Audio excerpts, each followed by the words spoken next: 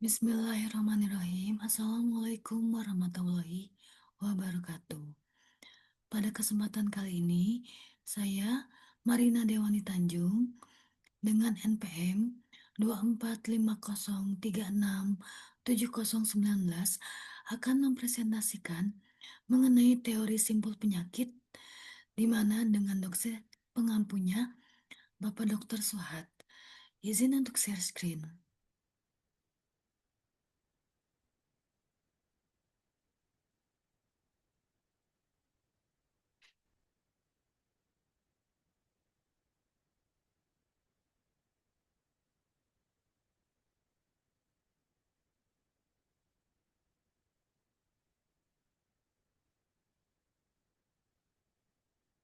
Baiklah,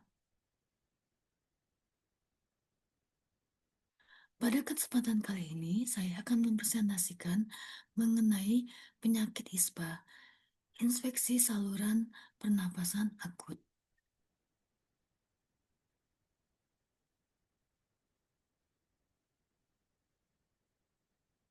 Latar belakang dari penyakit ISPA ini merupakan masalah kesehatan yang global, utama yang dapat menyebabkan tingginya angka kesakitan dan kematian, terutama pada bayi, anak-anak, dan lansia.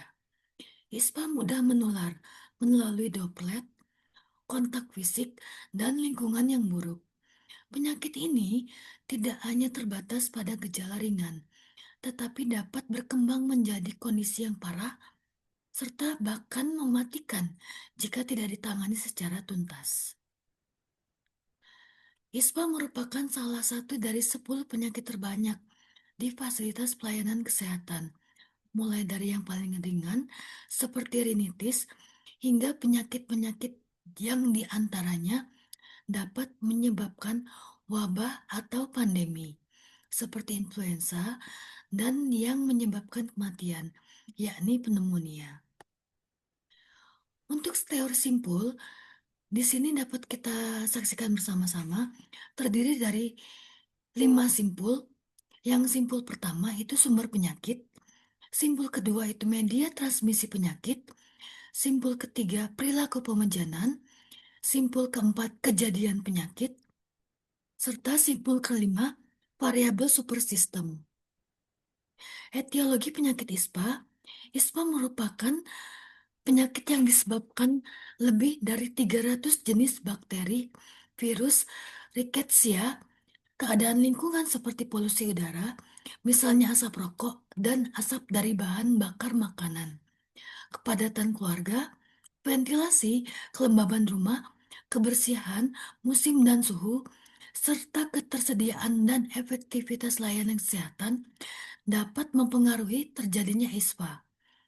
Faktor-faktor ini juga berperan dalam penularan, infektivitas, dan faktor virulensi, seperti genetik, jumlah mikroba, dan dosisnya. Masa inkubasi dan penularan. Untuk proses penularannya terdiri dari kontak tidak langsung, kontak langsung, serta infeksi mudah terjadi jika epitel mukosa saluran nafas rusak, misalnya infeksi yang terjadi di penyakit sebelumnya. Masa inkubasinya rata-rata 1 sampai 2 minggu sejak agen masuk ke dalam tubuh sehingga timbulnya gejala. Lalu pertahanan tubuh terhadap patogen di mana rambut pada dinding penyaring patogen, lalu adanya mekanisme kerusakan oleh patogen ditandai oleh produksi toksin, enzim protease, dan faktor virulensi seperti kapsul bakteri, sehingga menghambat fagositosis.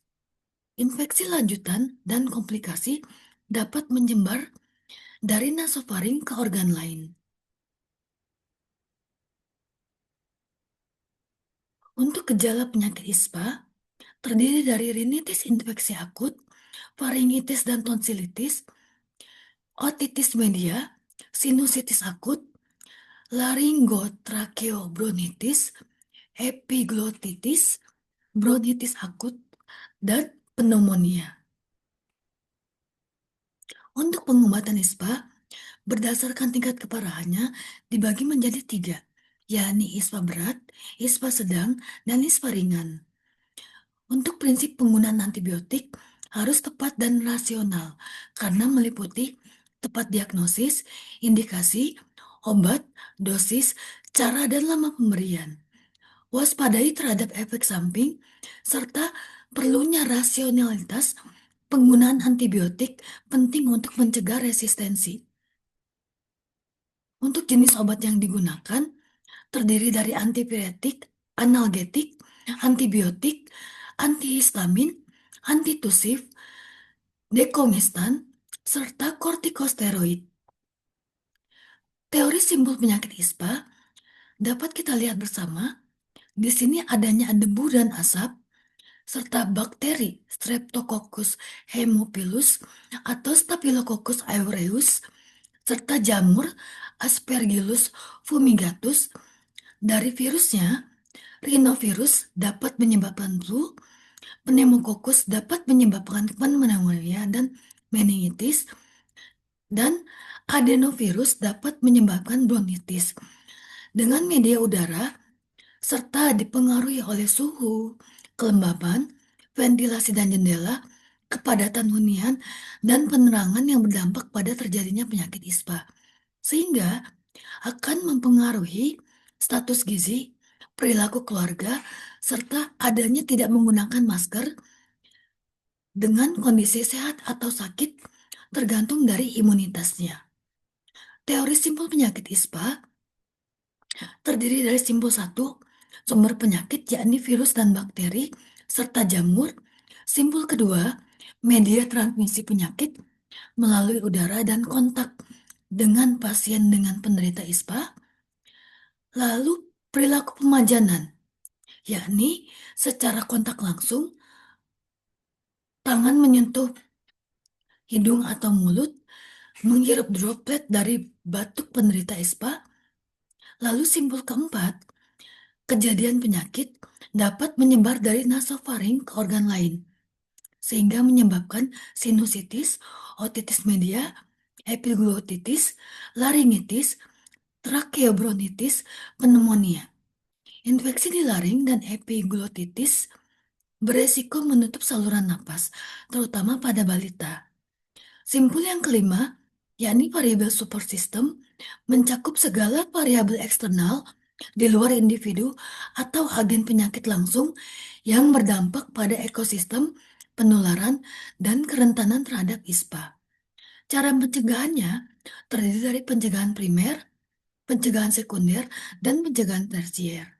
Berupa imunisasi untuk pencegahan primer, penyuluhan dan sosialisasi tentang ISPA, menjaga kesehatan dengan mengkonsumsi makanan bergizi, mencuci tangan secara teratur, mengkonsumsi vitamin, menjaga kebersihan lingkungan, serta menggunakan masker. Untuk pencegahan sekunder, yakni adanya upaya untuk berhenti merokok, mengkonsumsi vitamin, hindari daerah yang berpolusi udara, berbanyak istirahat, dan banyak minum air putih, serta menjaga jarak dengan penderita ISPA. Hindari tempat-tempat yang ramai dan banyak mengandung polusi udara. Pencegahan tersier berupa mengkonsumsi antibiotik ataupun obat resep dokter, penggunaan antiviral, berkumur dengan air hangat yang telah ditambahi garam, mengkonsumsi air lemon hangat dengan tambahan madu, serta istirahat total. Gambaran epidemiologi ISPA tercatat ISPA sebagai penyakit menular, penyebab kematian tertinggi di dunia, dengan 4 juta kematian per tahun. 98% diantaranya akibat ISPA saluran bawah. Angka kematian tertinggi terjadi pada balita, bayi, dan lansia, terutama di negara berpenghasilan rendah. Di Indonesia, prevalensi ISPA mencapai 9,3%, dengan Provinsi Jambi sebesar 5,5%, Kota Jambi sebesar 6,25%.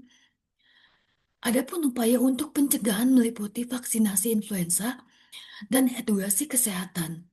Namun, metode edukasi seperti leaflet dan slide dinilai belum efektif karena masih tingginya kasus ISPA. Demikian paparan dari saya. Terima kasih atas perhatiannya. Assalamualaikum warahmatullahi wabarakatuh.